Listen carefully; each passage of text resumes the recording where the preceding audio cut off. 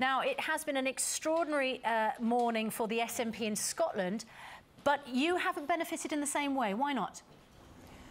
Well, what's happened in Scotland is remarkable. It's unprecedented in any country that I'm aware of. It's been a truly remarkable result. So it's very difficult to compare Scotland with anywhere else.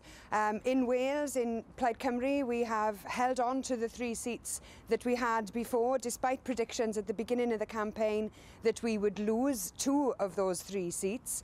And Labour failed to make any inroads in those seats, despite throwing quite a lot of resources at them.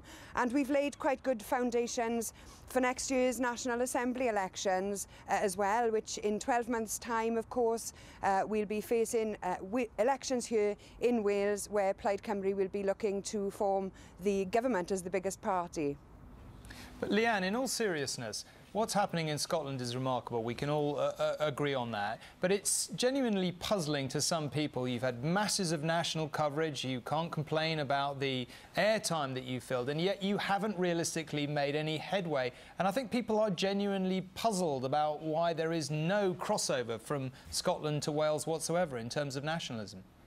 Well, I don't accept that we haven't made any headway. Our percentage of the vote here in Cardiff, in our capital city, has increased phenomenally, as it has in many other parts of Wales. But what's happened in Scotland can't really be compared with what's happening elsewhere. The events and the aftermath of last year's referendum is still being felt.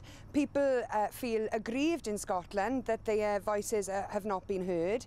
And there are winds of change sweeping through these islands now. And it's vital that here in Wales we work together with other parties to put our differences aside and make sure that when Scotland is going to receive gains, that Wales makes sure that we get away from this third-rate devolution settlement that we've had suffered from for such a long time.